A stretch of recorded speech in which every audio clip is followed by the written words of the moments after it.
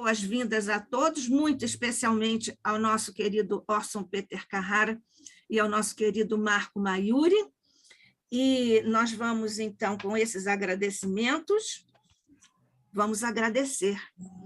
Outra esfera, outra instância de agradecimentos pela gratidão, mestre querido, que todos aqui enviamos agora ao teu coração magnânimo, por estarmos aqui na condição em que estamos. Rogamos-te, mestre, que nos ajudes e abençoes o ICEB e o nosso encontro desta tarde com os nossos irmãos Orson e Marco, que nos falarão, mestre, da tua moral, para nós ainda estranha moral. Mas nós ainda te rogamos, mestre, as bênçãos por sobre todos os nossos irmãos em necessidade no plano da terra. E vibramos agora juntos, em silêncio, por esses irmãos que sofrem e atravessam duras provas e até expiações. Neste contexto, mestre, nós te agradecemos também a oportunidade deste exercício de amor aos nossos irmãos, sob a tua égide, rogando que a tua mão de paz, de luz, de misericórdia, de consolação e de proteção faça descer agora essas luzes, bênçãos e energias por sobre todos os nossos irmãos em sofrimento. Ainda te rogamos, mestre, as tuas bênçãos pela recuperação de nossos queridos irmãos César Reis, José Henrique Rubim de Carvalho, Jorge Cerqueira. Que eles também possam, mestre, receber essa tua bênção em especial, a bênção que tu dispensas agora aos nossos irmãos Marco e Orson. Que a tua paz e a tua luz permaneçam conosco hoje e sempre. Que assim seja.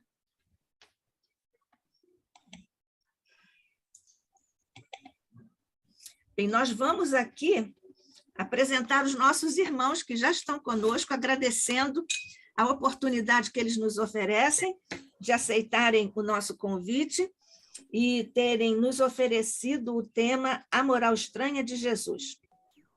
Orson Peter Carrara nasceu em São Paulo e lá vive, é aposentado, é escritor, tem 21 livros publicados, dedica-se ao ideal da divulgação da doutrina espírita, fazendo palestras, entrevistas e um amplo trabalho virtual pelo canal de YouTube, blog, ambos em seu nome pessoal. São ótimas as postagens do Orson sempre, viu? Ele tem programa de rádio e também na sua cidade, Matão. Ele já fez palestras em muitos locais do nosso Brasil e de alguns países. E ele é diretor doutrinário da comunidade espírita Cairbar Schutel. Já pelo nome, já tem aí uma bênção e uma responsabilidade, mas ele atende a isso tudo. E o Marco Antônio Maiuri Miranda nasceu também em berço esplêndido, eu vou dizer mesmo, berço esplêndido, que é o berço espírita, tem uma mediunidade manifesta pela primeira vez aos 5 anos, depois, se vocês quiserem, podem perguntar a ele, mas foi controlada nessa fase infantil, claro, nós sabemos, em um tratamento, e ele voltou, então, a essa tarefa de exercício da mediunidade aos 18 anos. Portanto, ele atua como médium, divulga a doutrina espírita no Brasil e no exterior há 40 anos, e é dirigente do Núcleo Espírita Meditação e Caridade em São Paulo. Dito isto, além disso, eles são amigos do ICEB, são até meus amigos também pessoais, o que muito nos envaidece, evangelicamente. Então, vamos seguindo, nossos queridos irmãos estão com a palavra do nosso ICEB franqueada para vocês, para o coração de vocês. Boa tarde, Nádia. Boa tarde, demais amigos aqui, integrantes da sala. Boa tarde aos amigos que estão vendo depois o vídeo editado e disponibilizado no YouTube. É uma satisfação muito grande, porque eu, desde criança, eu sempre ouvi falar do Instituto de Cultura Espírita do Brasil. E é um nome que sempre provocou dentro de mim uma sensação muito agradável, porque a expressão cultura espírita, que é tão vasta, tão magnífica, que nos ajuda tanto, ela é tão estimuladora ao conhecimento, à melhora pessoal de cada um de nós, que é algo que soa de maneira muito boa, cultura espírita. Agora, nós imaginamos uma organização, uma instituição voltada para a disseminação da cultura espírita no país. Ora, isto traduz para todos nós motivo de muita alegria, de muita gratidão, de autêntico entusiasmo, de forma que, ao receber o convite da nossa querida Nádia, em nome do ICEB, nosso coração pulsou diferente. E especialmente diante de um tema tão atual como esse, o tema principal, vivendo os tempos anunciados por Jesus, e nós estamos vendo isso diariamente, de maneira muito expressiva nos dias atuais, conclamando-nos a uma nova postura, fazendo com que a gente reflita naqueles ensinos que Jesus trouxe a todos nós. Nós ficamos muito entusiasmados e é um desafio, porque a palavra de Jesus, o conteúdo do Mestre, traduz que a gente reflita, pede que a gente pense, solicita que a gente assimile devidamente esses ensinamentos, né? E eu, imediatamente, lembrei-me do amigo Marco Maiuri, que, especialmente com a finalidade de vocês conhecerem este nobre amigo, com o seu conteúdo tão saturado de espiritualidade, de sensibilidade, alguém que estuda, alguém que traz dentro do coração este ideal vivido com muito amor. Então, eu agradeço, inclusive agradeço a aceitação da nossa sugestão, e nós o fizemos especialmente para que a apresentação do tema, depois escolhido a moral estranha ou a estranha moral, porque tanto faz, embora lá no Evangelho nós temos uma definição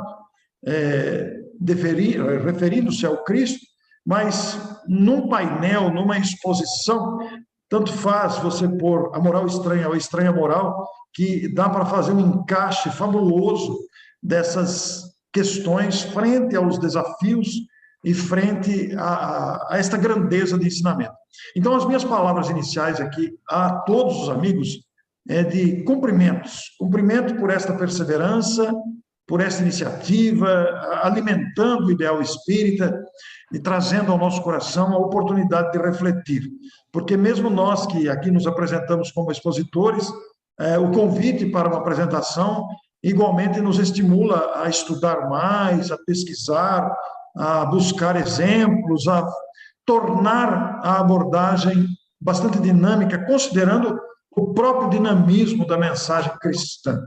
Então, a minha saudação, a minha alegria, e eu agora passo ao Marco para que ele faça as suas apresentações, o que completa as nossas palavras aqui, com certeza. Marco, por favor, fique à vontade. Nossa alegria a todos. Boa tarde a todos, boa tarde a todos que nos ouvem, querido Orson, todos os amigos, nossos votos de muita paz. É uma alegria realmente participarmos deste momento, um momento em que nós agradecemos de coração muito enternecido por esta oportunidade de falar do Instituto de Cultura Espírita do Brasil. Um tema tão importante como sendo Jesus em nossos dias. Nós todos, na doutrina espírita, observamos que estamos vivendo o final de um ciclo, e isso se encaixa perfeitamente naquilo que Jesus nos recomendou e disse que aconteceria, e uma verdadeira presciência dos fatos. Nós vamos observar que mesmo o homem dando grandes saltos de inteligência, nunca as palavras de Jesus foram tão atuais como agora. Nunca o homem necessitou tanto de Jesus em sua vida. Muito obrigado a todos. Muito bem. Então, nós somos convidados aí para participar deste painel, uma sequência de programação aos sábados, às 14 horas, e vivendo aquilo que Jesus anunciou. Estamos numa época de vivência daquelas observações, daquelas advertências feitas por Jesus, não compreendidas em sua época, e que o Espiritismo nos fez compreender com uma maior abrangência, justamente porque, do ponto de vista puramente ao pé da letra, essas lições, elas causam um temor, o que, de uma certa forma, alimentou esse temor durante algum tempo, e que o Espiritismo vem esclarecer aos nossos olhos, ao nosso sentimento, ao nosso raciocínio, a profundidade dessas observações, para não nos deixarmos envolver por qualquer sentimento de temor, ou de penalidades, ou de castigos, que não condizem com a bondade de Deus, a grandeza de Deus. Então, se nós buscarmos, por exemplo, para citar o capítulo 24 de Mateus, nós vamos ver lá o sermão profético, que repassa por vários aspectos de situações, de frases atribuídas e transcritas pelos evangelistas que não foram compreendidas devidamente na sua época, causando neles lá uma impressão difícil de ser assimilada para aqueles homens que não tinham uma dimensão como nós temos hoje, embora não tenhamos ainda uma dimensão completa, estamos todos aprendendo, somos aprendizes dessa doutrina extraordinária, mas muitas citações atribuídas a Jesus e transcritas pelos evangelistas causaram uma certa apreensão, quando ele vai dizer lá no sermão profético, por exemplo, a vez de ouvir guerras, rumores de guerras, e ainda não é o fim, vai se levantar nação contra nação, nós vamos nos lembrar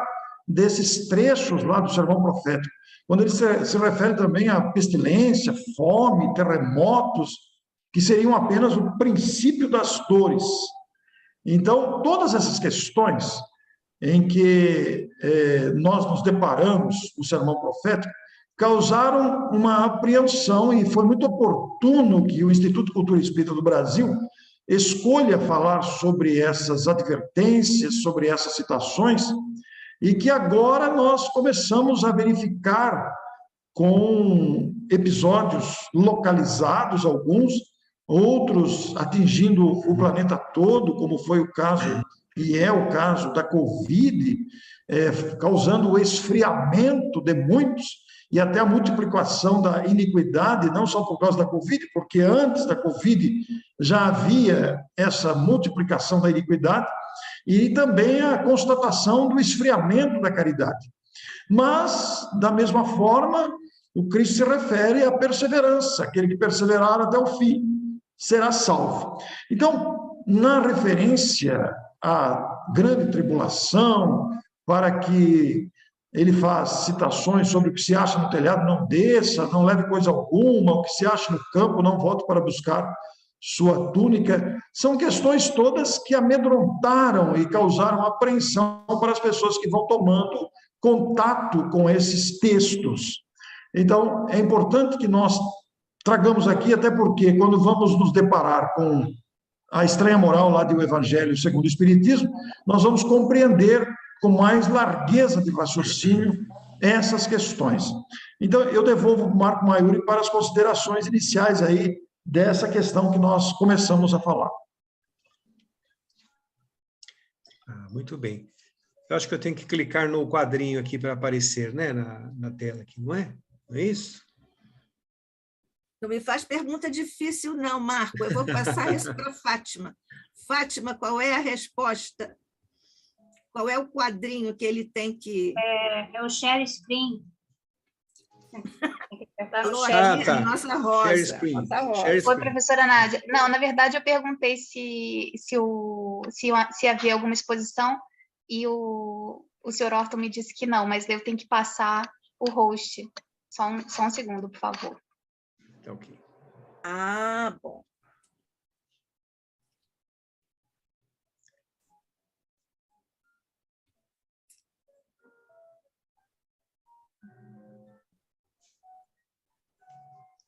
Pronto, agora já consegue usar o share screen. Ah, tá ok. Não. Bom, eu vou complementar, então, a fala que o Orson disse, depois eu me entendo aqui com o Zoom. Muito bem, gente. Jesus representa, até hoje, um desafio para os seres humanos.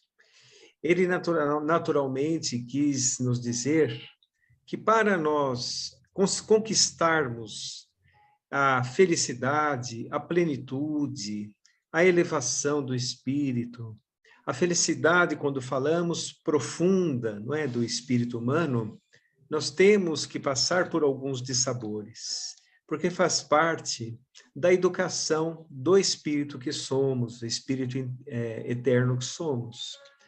E nós sabemos que todos os patamares educativos dos seres humanos acontecem muito gradativamente. Não se usa, não se aprende de uma hora para outra as coisas, né? É na esteira do tempo que o homem irá realmente encontrar as respostas que ele tanto necessita.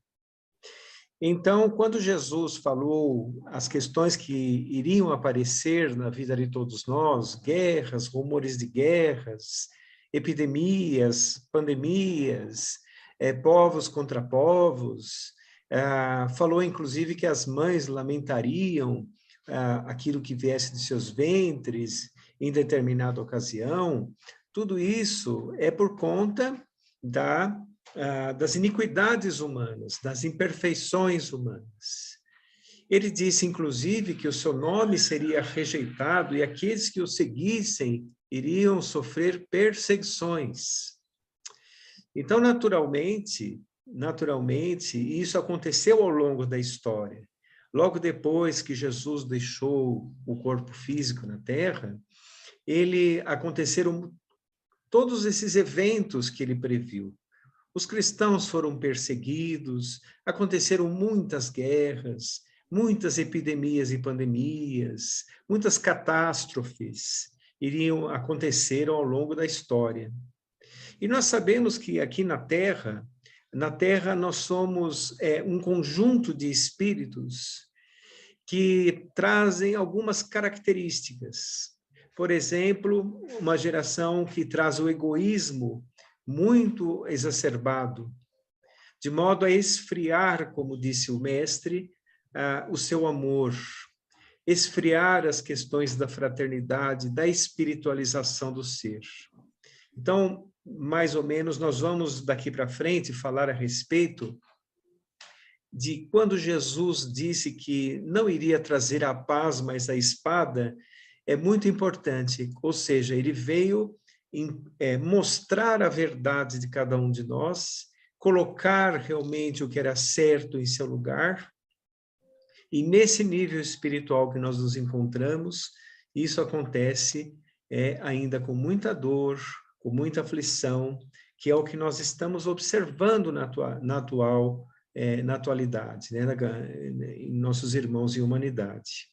Todos nós estamos vivendo momentos que são momentos tumultuosos, mas sempre houve momentos tumultuosos. É que agora, nesta fase de final de ciclo, esses tormentos estão se tornando um pouco mais intensos, de modo a dar a oportunidade derradeira a muitos espíritos que estão aqui. Por isso que Jesus falou a respeito do que viria, de todos os tormentos que nós enfrentaríamos para um dia começarmos a enxergar a plenitude. Ô Marco, enquanto você fazia essas reflexões tão oportunas, tão sintetizadas, com tanta sabedoria, eu fiquei pensando aqui numa coisa muito interessante que você falou no início de sua fala aí, porque logo após a crucificação, as perseguições sofridas pelos primeiros cristãos foram muito pungentes, muito intensas, com torturas de todo o tempo, né? Foram séculos de perseguição, foram momentos muito rudes, muito difíceis, e que Jesus não iludiu os seus discípulos, ele preparou os homens de seu tempo, seus contemporâneos, para as lutas que viriam. E essas previsões proféticas, podemos expressar assim, elas foram, através do tempo, se realizando com todo tipo de exploração vinda da ignorância humana, da resistência humana, com as novas ideias apresentadas por Jesus, que contrariavam o status quo da época. Eram homens habituados ao abuso e ao uso e exploração do poder em suas mãos, absolutamente indiferentes à realidade da própria vida.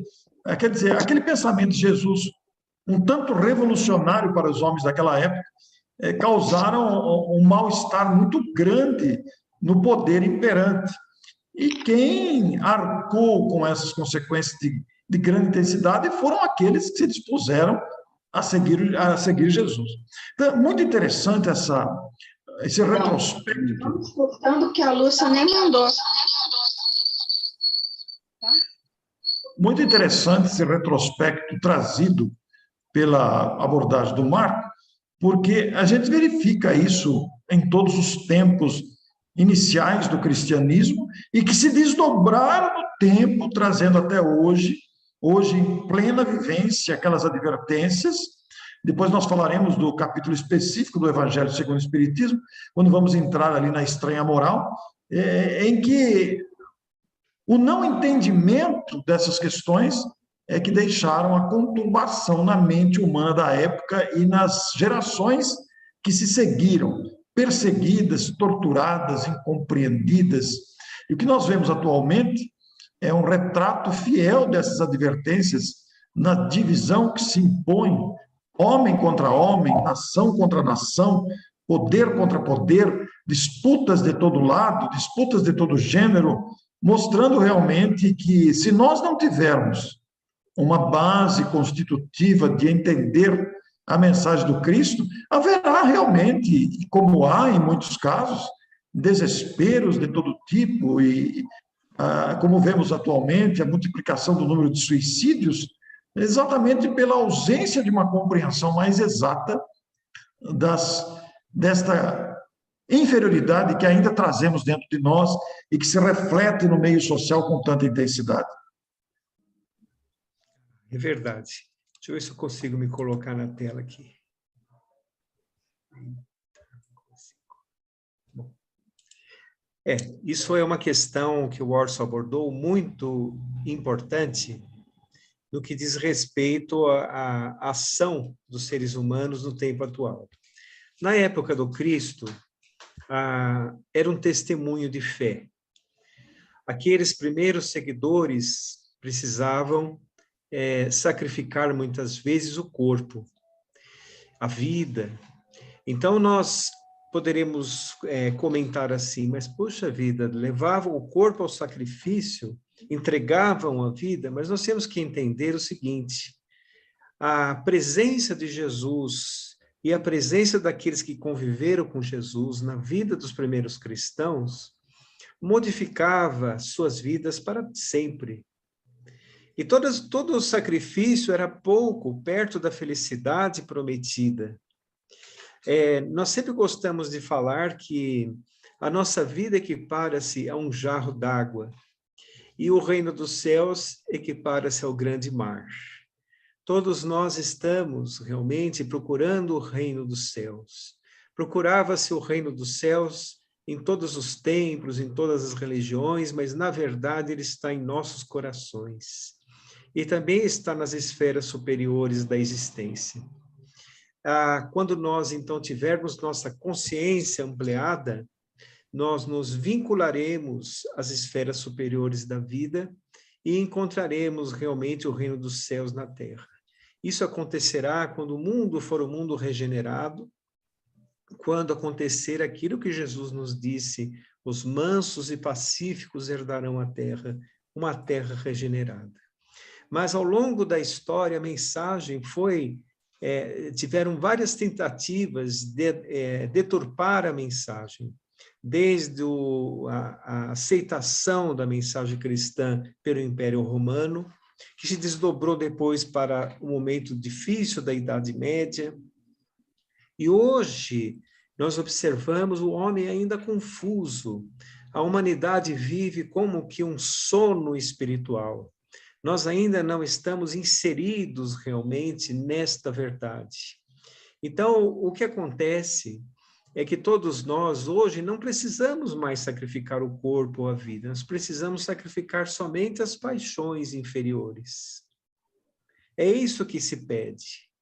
E a mensagem do Cristo, como nós comentamos no início, ainda é um desafio para os seres humanos. O homem tem grandes facilidades de entender, por exemplo, o material, mas grande facilidade de entender a vida material e grandes dificuldades de entender as questões do espírito. Porque, na verdade, se o espírito não está bem, se o espírito traz ainda muitas páginas em branco em seu coração, tudo fica mais difícil, tudo fica complicado, não é? Então, os seres humanos estão vivendo este momento, que é um momento de tomada de consciência. É um momento em que os seres humanos estão tendo a oportunidade de crescer, a oportunidade de chegar ao chamado fim dos tempos. A doutrina espírita nunca fala uma mensagem apocalíptica, mas fala de finais de ciclos. Final dos tempos é final de um ciclo, não é? O Orson tocou muito bem a respeito da época dos transtornos que estamos vivendo. Nessa época, gostaria de abrir um parênteses para o livro Obras Póstumas, no capítulo Regeneração da Humanidade, um capítulo belíssimo, que fala exatamente isso que o Orson falou. Muitos deixarão a fé e o amor de lado. Outros propiciarão muitas iniquidades, não sabendo eles que, na verdade, essas iniquidades estão apressando a regeneração da humanidade, porque nenhuma lei natural é derrogada. E haverá também muitos suicídios, inclusive de crianças, diz lá no Obras Póstumas. E é uma questão que também fala a respeito do momento tenebroso das drogas, dos vícios, em que o homem está vivendo. Então, este capítulo do Obras Póstumas está diretamente ligado ao sermão profético de Jesus. Ele fala, inclusive, aparecerá pessoas que, mesmo vivas, estão sendo retiradas da sociedade, da própria vida, mesmo vivas. Quer dizer, as pessoas que ficam fora de si, as pessoas que ficam vivendo mesmo encarnados, mas retirados das questões sociais pelas viciações, que são um tormento para a humanidade atualmente. Ou seja, nós estamos vivendo grandes iniquidades, conforme Jesus nos disse, desde o seu tempo até aqui, porque nós temos levas de espíritos que habitam a terra. Muitos que estão aqui agora já viveram no passado as iniquidades, ou propiciaram as iniquidades, e dentro da lei de causa e efeito retornam para poderem se recuperar dentro de sua marcha evolutiva. Marco, esta expressão que você usou lá no começo, que você trouxe novamente, que Jesus é um desafio para todos nós, porque ainda guardamos dentro de nós muita imaturidade, nós ainda temos muito que aprender, nós ainda não conseguimos nos disciplinar devidamente diante de tão magna mensagem que nos convida à renovação. As bem-aventuranças apresentadas por Jesus como um cântico de esperança e de alegria, como você costuma bem dizer, né, que o anúncio do Sermão da Montanha foi o dia mais feliz da Terra, e eu sempre me lembro disso com muito carinho, porque verdadeiramente aquelas apreciações magníficas, aquelas promessas, felizes aqueles, e aí nós temos toda aquela sequência de bem-aventuranças, felizes aqueles que agirem desta ou daquela forma, felizes aqueles que souberem conter os impulsos e disciplinarem a si mesmo, conforme nós conhecemos. Nós vamos ver que este é um trabalho que exige bastante disciplina, pede vontade de agir naquela direção, pede renúncia a caprichos e egoísmos. Então, se nós lermos aqui o sermão profético ao pé da letra, nós vamos nos desesperar. Mas, se nós lermos o sermão profético com o olhar da alma, e especialmente agora, diante da revelação espírita que nos esclarece com tanta propriedade, nós vamos ver a conexão que existe entre esses sofrimentos enfrentados e agora em fase muito aguda, atingindo patamares que nós não imaginávamos. Nós vamos ver a lógica e a coerência desses ensinos advindos, essas aflições pungentes, advindas exatamente pela ausência e falta de observação daquelas lições simples trazidas pelo Mestre de Nazaré. Você citou os pacificadores, né, os mansos, quer dizer, ainda há uma necessidade muito grande de desenvolver dentro de nós aquela mansidão recomendada pelo Cristo, que naturalmente esta mansidão saberá enfrentar as aflições com serenidade, com confiança em Deus, sabendo a passagem breve dessas situações, que outra finalidade não tem, senão a finalidade didática, educativa, de realmente conduzir o homem por caminhos em que ele colha os frutos da perseverança e da observação da lei.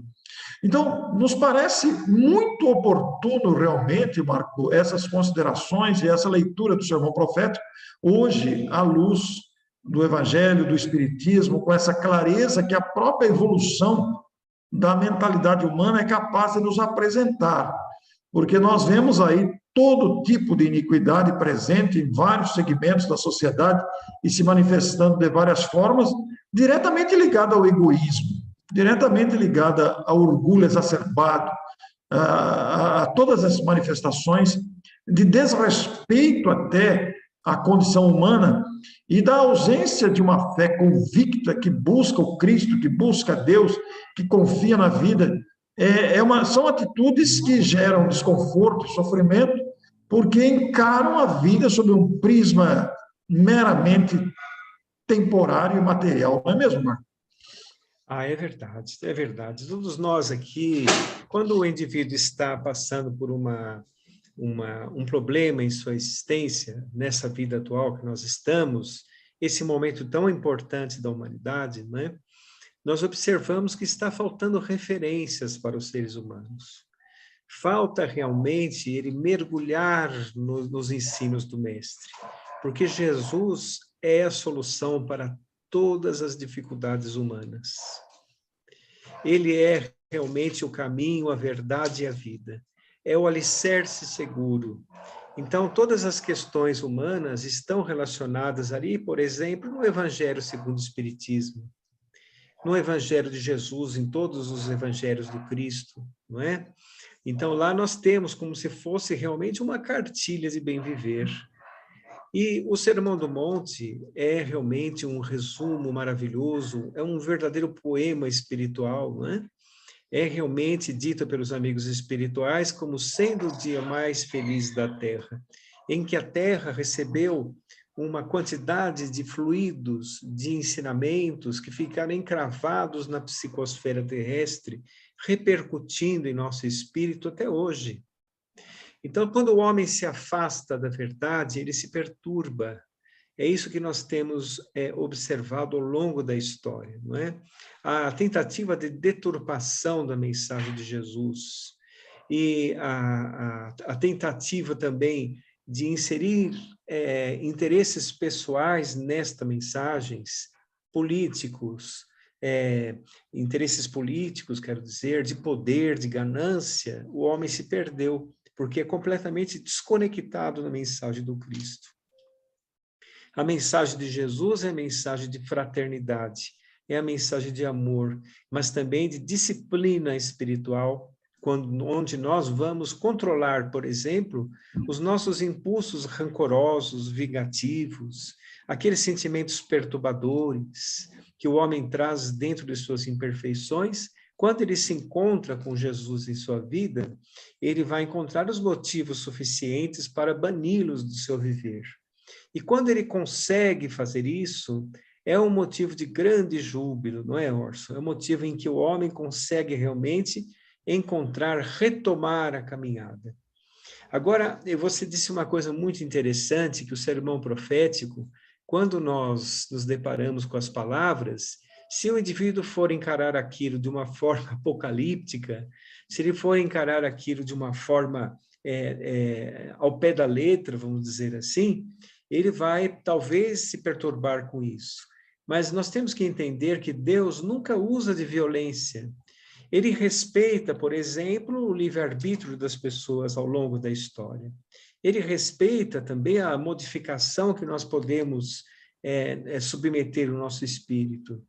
Ele respeita e obedece às leis naturais, né? As leis naturais colocadas por Deus, nosso Pai, para que o homem, transitando por essas leis, tenha oportunidades. Então, Deus, que é amor, esperará de seus filhos a razão, para que um dia eles consigam também dar passos diferentes na terra. Nós agora estamos vivendo este momento em que muitos espíritos ainda não estão entendendo. Estão ainda dirigidos pela ingratidão para Deus, dirigidos realmente pela perturbação espiritual, pelos sentimentos não trabalhados. Nós temos ainda muitas páginas em branco em nosso coração e está realmente na hora de nós seguirmos com confiança. Aqueles que perseverarem encontrarão realmente a felicidade. Encontrarão a felicidade, primeiro, de servir, porque a melhor felicidade é sempre de quem serve. E depois, de poder encontrar uma referência abençoada. A queda, o tropeço é próprio do aluno que somos. Mas é importante nós nos soerguermos e olhar realmente os ensinos de Jesus para seguirmos adiante. Como é saudável ao nosso coração pensar na bondade de Deus, né? Marco lembrou muito bem, Deus não usa de agressividade, mas respeita o nosso livre-arbítrio. Aí está uma lição maravilhosa. Com a doutrina espírita, nós que já compreendemos em maior largueza a questão do cada um segundo suas próprias obras.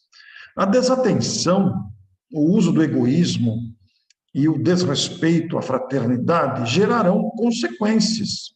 Então, essas consequências estarão em forma de colheitas obrigatórias e muitas vezes dolorosas, em função da não observação da lei de amor que deve reger e rege os nossos destinos e a nossa caminhada. Então, o livre-arbítrio, essa possibilidade, esse poder da escolha, nos oferece condições para pensar e repensar. Aí, voltando aqui ao sermão profético, depois, no outro bloco, nós vamos entrar no capítulo específico do Evangelho segundo o Espiritismo, que nós escolhemos para esta tarde. Nós, se verificarmos aqui na sequência a parábola do servo vigilante e observarmos também a vinda do Filho do Homem e, igualmente, essas situações todas que nos conclamam a atenção aos ensinos trazidos de Jesus, como a parábola da figueira também, nós vamos compreender a nossa participação nesse processo. Quer dizer, aqueles que não observarmos por negligência, por leviandade, não seremos castigados. Não existe castigo na lei de Deus, porque Deus verdadeiramente não castiga. Mas colheremos as consequências da nossa desatenção, da nossa leviandade, podemos até usar essa expressão. Então, é importante verdadeiramente, de posse dessas informações, que atentamente vamos estudando e tentando compreender, aprofundando a nossa maneira de enxergar as questões, de verificar a justiça de Deus, de verificar a grandeza, a bondade de Deus para com os seus filhos. Colocando para todos nós, como lei, a caminhada de progresso, onde entram naturalmente os esforços empreendidos nessa direção. O que naturalmente solicita que nos disciplinemos, inclusive nas emoções, reflitamos nas decisões, nas ações, nas reações, que controlemos os nossos impulsos, porque a orientação já existe. Quando nos deparamos aqui com o sermão profético, com essas questões todas que para alguns poderão parecer como ameaça, mas não são ameaças, são apenas advertências reais da leviandade ou da falta de cuidado, nós somos convidados a aprofundar o estudo, a ir buscar elementos outros que nos façam compreender a amplitude dessa questão perante a vida. Nós temos um compromisso com a vida. Nós não estamos aqui a passeio, não estamos aqui para diversão. Existe um compromisso. Então, isso deve permear as nossas reflexões. Eu vou devolver a palavra ao Marco, para depois, então, que o Marco terminar, passarmos a Nádia para as perguntas e depois teremos um intervalo para voltarmos e voltaremos analisando, comentando, claro, estudando ali o capítulo específico do Evangelho segundo o Espiritismo. Marco, a sua conclusão aí nesse primeiro bloco. Assim. Bom, é assim, Jesus, quando ele fez essas previsões, isso está lá no livro A Gênese, na teoria da presciência, não é? Imagine a presciência de Jesus, que maravilha que deve ser, né? Por exemplo, ele é como aquele observador ao alto do monte que está observando o viajor, que somos todos nós, pela estrada. Ele tem uma visão atemporal e nós temos uma visão temporal. Então, o que acontece é que estava realmente em suas previsões toda a história humana, tudo que iria realmente acontecer até esses tempos que nós estamos vivendo também. Então, não está nada errado. Nós estamos expondo a nossa verdade, nós estamos expondo a nossa situação espiritual. É isso que está dentro das leis naturais e das leis evolutivas, em que Jesus realmente já nos deu a verdade. Lembro-me da frase do Cristo quando diz assim: aqueles que estão com a verdade ouvem a minha voz. Então, cabe àqueles que estão com a verdade, que estão entendendo um pouco da verdade, fazer o contraponto das iniquidades humanas, fazer realmente a sua parte, servir com coragem, com fé, e que tudo se resolve, tudo irá realmente, porque o mal e a iniquidade e o despreparo, a falta de evolução, tem o seu tempo para acabar, porque fazem parte da imaturidade dos seres humanos. Que bonito, né? Marco, obrigado aí pela participação no primeiro bloco. Que bonito você dizer da presciência do Cristo, né? É de se prever mesmo, com um comportamento egoísta que ainda nos caracteriza, é de se prever mesmo. E a presciência prevê tudo isso, né? É verdade. Nádia, devolvo a palavra à querida Nádia. Sim, Orson.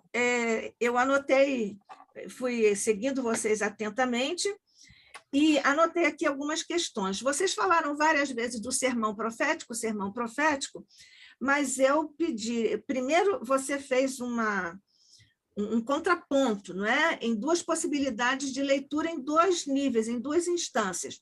Uma, você disse ao pé da letra, que mata, que nós já sabemos, segundo a afirmação paulina, e a outra com o olhar da alma.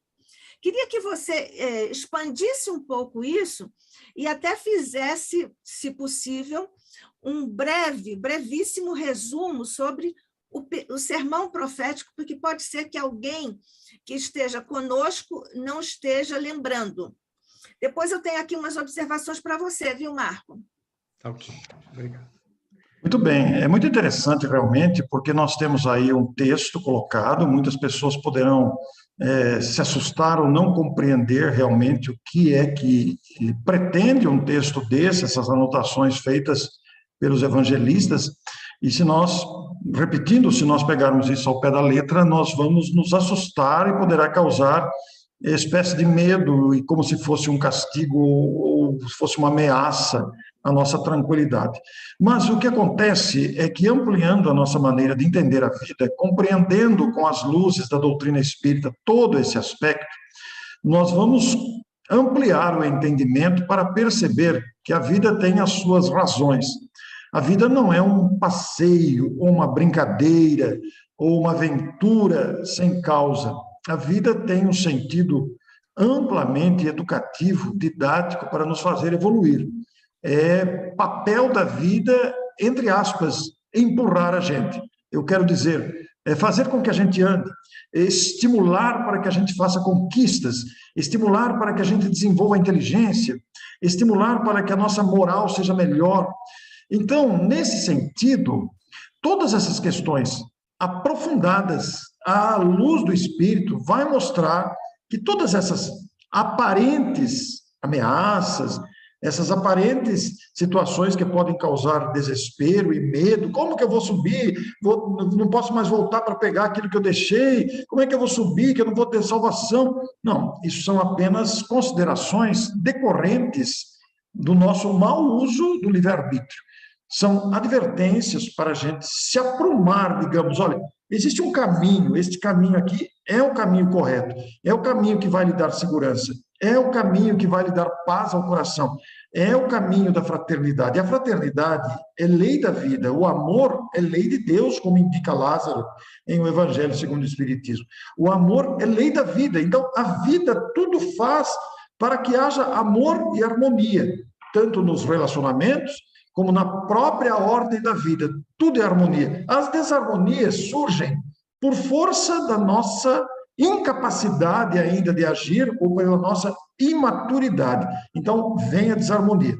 Mas as outras harmonias, por exemplo, que independem da nossa vontade, que nós não somos causa, essas aparentes desarmonias são desafios à nossa inteligência, ao desenvolvimento da nossa capacidade de percepção das questões que estão à nossa volta. Isso acontece a todo instante, e todo dia, dentro de casa, fora de casa, no trabalho, no trânsito, na vida afetiva, em tudo e em todos os tempos, justamente para fazer a gente avançar.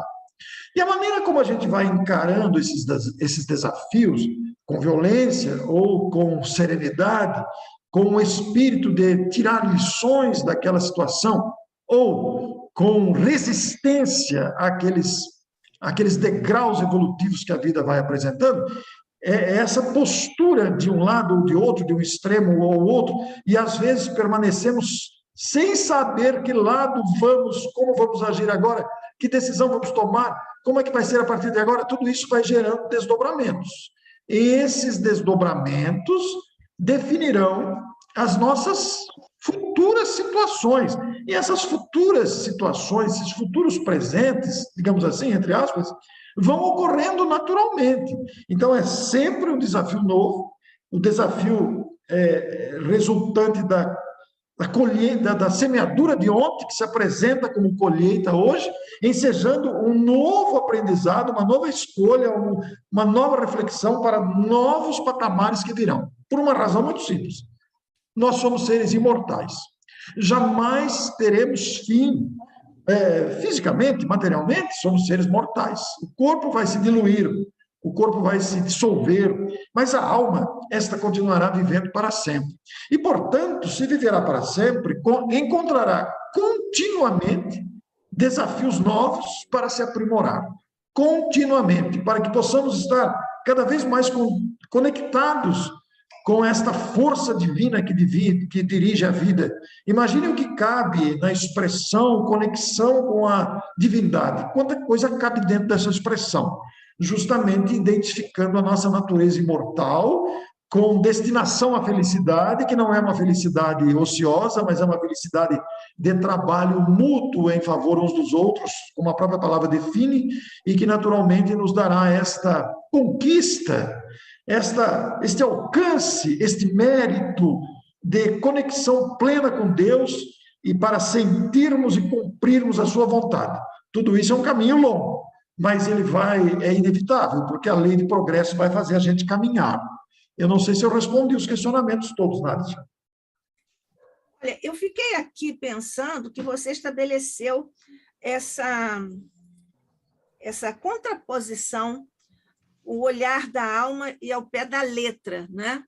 Você mais ou menos colocou essas questões como sendo opostas, evidentemente. Onde, no sermão profético, essa contraposição está posta? Olha, é muito interessante onde essa contraposição está proposta em todo o sermão profético. O sermão profético ele é um texto de uma relativa... Não é tão longo, ele é um texto que vai nos trazendo várias posições para que a gente vá lendo essas questões e vá procurando se aprofundar, mas a gente vai aprender, e pelo menos eu penso que em 2 momentos, pelo menos a minha visão. Claro que a minha visão ela não é a visão única e também não é a visão perfeita, e poderá haver acréscimos de grande monta e utilidade. Mas quando eu encontro logo no começo ali do sermão profético, se a gente prestar bastante atenção nesta afirmação, me parece um contraponto, melhor dizendo, de grande validade. Na verdade, vos digo que não ficará aqui pedra sobre pedra que não seja derribada. Porque este pedra sobre pedra significa coisas que fomos nós que construímos muitas vezes impedidos pelo nosso padrão de visão limitada e que se alterará com o tempo, porque o progresso modifica os panoramas. Esta modificação dos panoramas trazido pelo progresso é o grande contraponto que nós vamos encontrar, porque nós vamos lendo o sermão profético com todas aquelas, eu repito, que as pessoas poderão enquadrar ou entender como ameaças, como castigos, mas não é isso.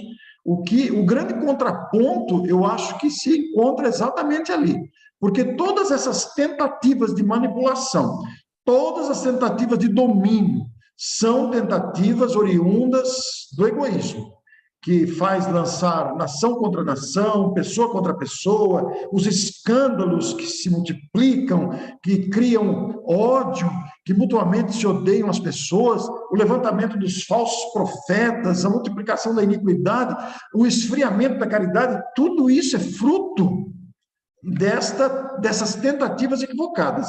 Então, as nossas construções resultantes dessa visão limitada e parcial da realidade é o grande contraponto. Por outro lado, pode ser completada pelo grande pensamento: aquele que perseverar até o fim, esse será salvo. Eu acho que esses 2 itens, ao meu ver, preenchem isso, porque essa perseverança até o fim, ela é advinda de uma observação mais atenta. A observação mais atenta permite que você enxergue além das aparências, enxergue o espírito da letra e não a letra. E esse será salvo naturalmente. Quando se pensa em salvação, as pessoas tentam confundir a salvação com o bombeiro que joga a corda para a pessoa que está se afogando, ou para a escada Magírios que sobe no incêndio do prédio, mas essa salvação é uma situação interior que evita o sofrimento, evita a queda moral da criatura humana. Então, eu fico com esses 2 contrapontos, Nádia. Ok, obrigada.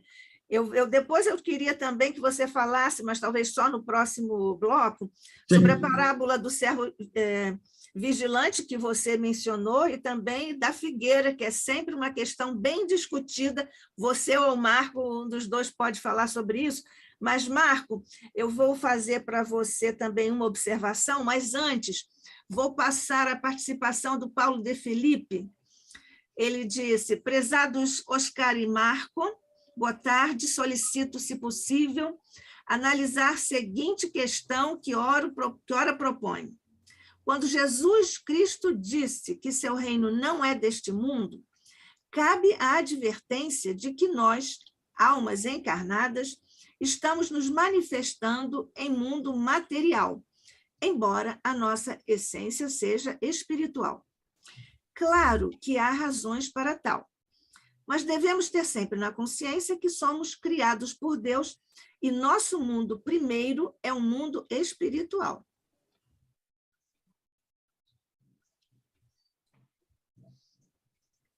Certo. Qualquer dos 2 quem vai falar? Deixa o Marco falar, que eu já falei bastante. Tá bom, mas daqui a pouco eu vou propor ao Marcos. Vamos lá, Marcos. Tá certo, vamos lá.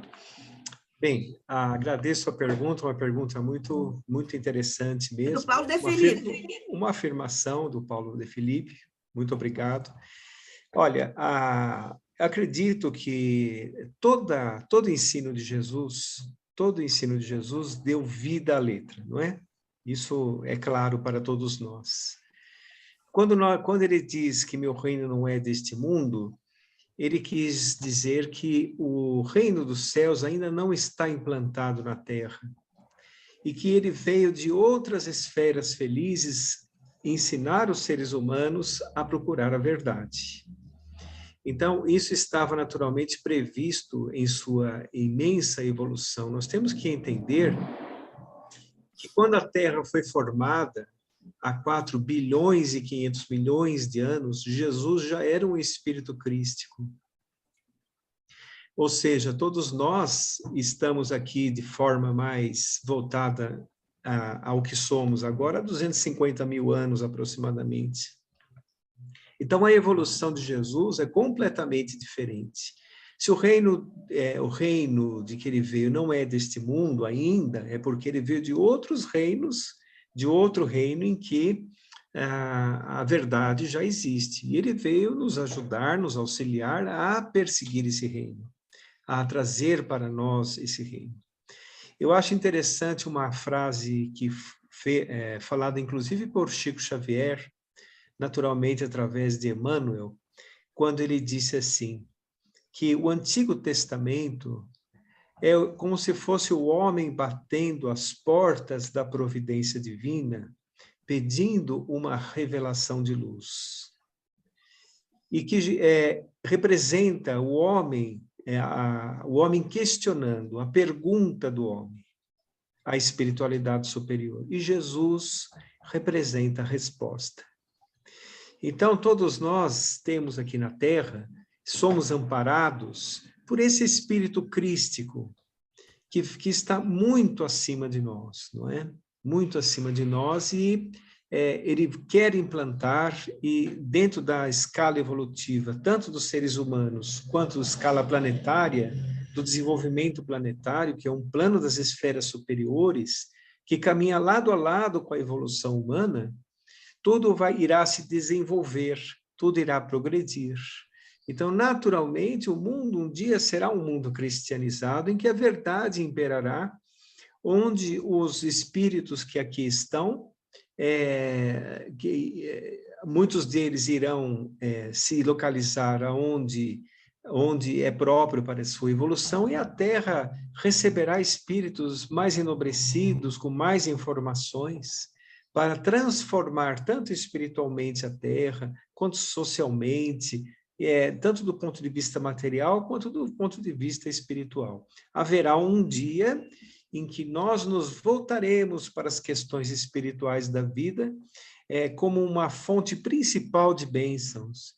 E a parte material será a parte para nós vivermos aqui provisoriamente, para nós estagiarmos na matéria um certo período, mas a verdadeira existência, todos nós sabemos, é a existência espiritual, não é? Então, quando Jesus, por exemplo, falou, o Orson comentou, não restará pedra sobre pedra, significa que todos aqueles impérios construídos pelos seres humanos, todos faliram e todos falirão. O único império que permanecerá na Terra será o da verdade e da justiça, proclamado por Jesus em uma verdadeira presciência dos fatos, como citamos. Pronto, então vamos ver aqui, nós estamos já fechando praticamente o tempo das perguntas, mas eu queria que você, Marco, se pudesse, fazendo o exercício de mentor, eu digo que exercício de mentor é nós dizermos um monte de coisas, por exemplo, responder 2 perguntas em um tempinho bem curto. Mas se não puder, não tem importância, Marco, nós estamos aqui no mesma humanidade, mas enfim, você falou, pode escolher uma das 2 também, você falou há pouco sobre banir do seu viver. O que você quis dizer com banir do seu viver? Que coisas nós devemos banir do nosso viver? E depois você, mais ou menos na mesma linha imagética, você disse, você falou em páginas em branco em nosso coração, que é muito poético, é muito profundo também.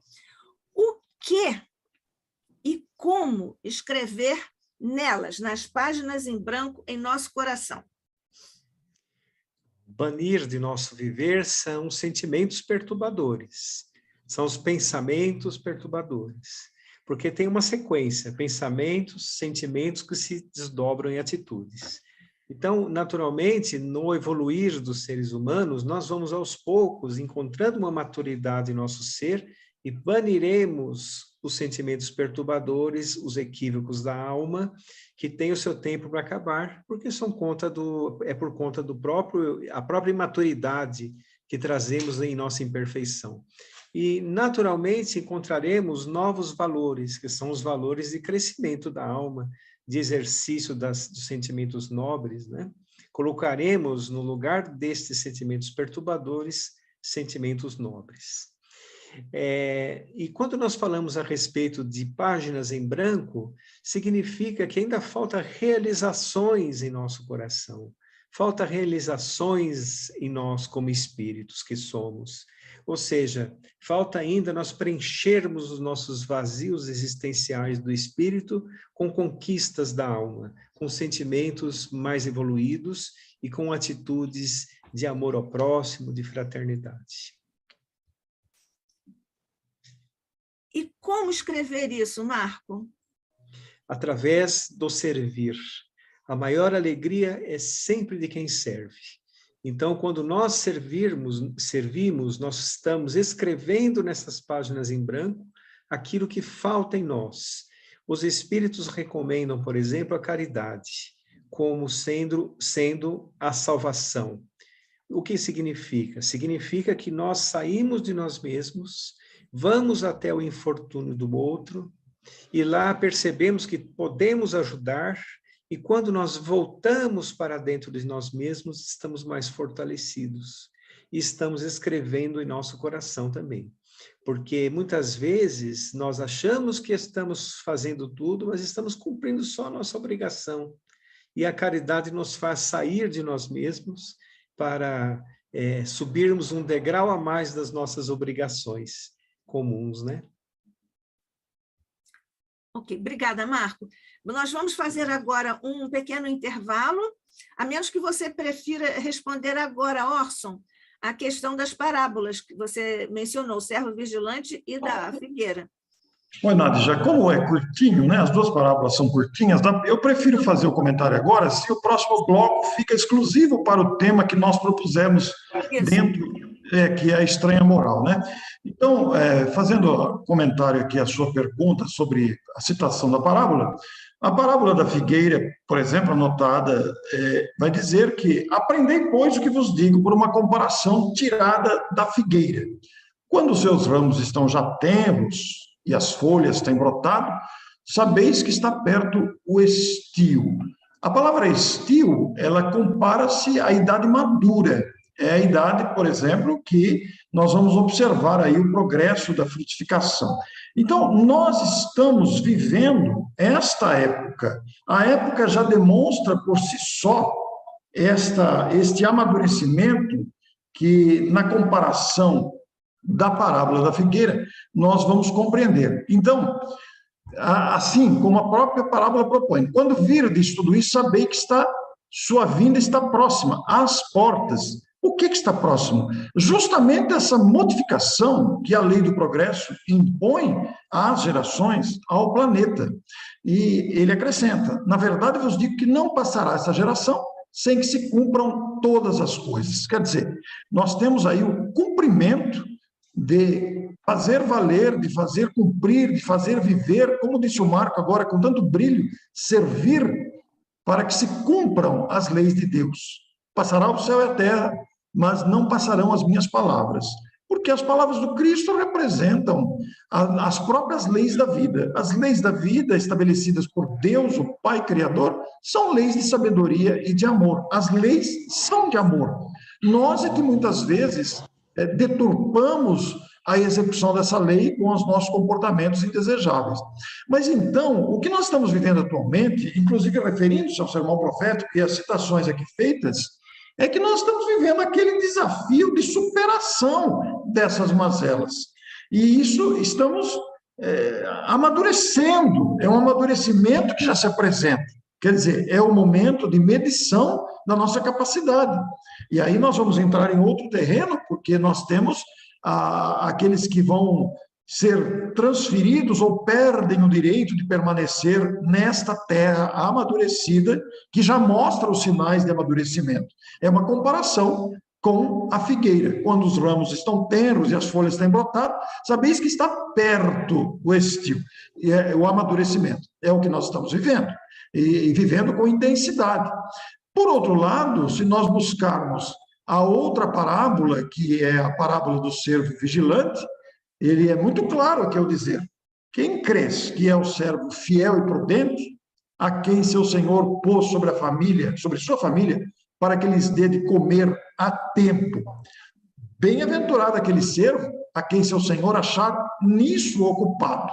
Lhes dê de comer a tempo, quer dizer, transmitir essa vivência através da luz que irradia de si mesmo para aqueles que com ele convivem. Não é a família consanguínea, mas a família humana, que ele seja capaz de transmitir com a luz que pôde absorver, trabalhando em nome do Senhor, está ocupado nessa tarefa. É um bem-aventurado, é um feliz, pois que ele o constituirá administrador de todos os seus bens. É uma conquista do servo que soube servir, sendo um representante legítimo que não deturpa a grandeza, quer dizer, ele é um servo fiel, ele é um servo que cumpriu a distribuição dos talentos que recebeu. Então, é muito interessante, porque é muito própria, e apesar de não parecer, nós temos muitos servos fiéis envolvidos com o planeta. Embora os nossos olhos, às vezes, enxerguem apenas aqueles que deturpam, aqueles que contrariam esses preceitos, nós temos muitos servos fiéis encarnados na perseverança, no trabalho do bem, e os desencarnados que continuam dando uma assistência permanente àqueles que sabem sentir o Cristo e desenvolvem esse sentido de servir. Porque se aquele servo, não dando condições para isso, como cita a parábola, disser no seu coração: meu Senhor tarda em vir, isso é uma desconsideração que denota uma negligência, uma leviandade com as tarefas que nos foram confiadas. Então, virá o Senhor daquele servo no dia em que ele não espera e na hora que ele não sabe, e removê-lo-á, e porá sua parte com os hipócritas. Ali haverá choro e ranger de dentes. O que também não é uma ameaça, que também não tem o sentido de castigo, mas é uma consequência da leviandade, do descaso com a confiança que lhe foi depositada. Então, ele será removido para junto daqueles que também fingiram, daqueles que não se comprometeram com a tarefa, e ali haverá o choro, o ranger de dentes, quer dizer, haverá a acusação da própria consciência, ali haverá o remorso, o arrependimento, que abrirá depois uma nova oportunidade de reparação, como ensina aquela fabulosa página de O Céu e o Inferno, né? O Código Penal da Vida Futura. Primeiro vem o arrependimento, a expiação e depois a reparação. Quer dizer, é um processo que não cessa. Então, o servo vigilante, a parábola desse servo, refere-se àqueles que estão atentos à tarefa comprometida. Orson e Marco, o Paulo de Felipe acabou de fazer mais uma questão e eu indago se vocês deixam para depois, para nós termos a próxima atração no próximo bloco. Eu vou ler a pergunta dele. Prezados palestrantes, se a Terra é habitada por espíritos imperfeitos em estágios de provas e expiações, e que outros espíritos podem ter se aperfeiçoado sem precisar passar necessariamente por necessidades de provas e expiações, pois não cometeram os desacertos que cometemos, então poderemos dizer que a Terra poderia não existir? Vocês podem deixar para o próximo bloco ou agora. O que você acha, Marco? Eu queria...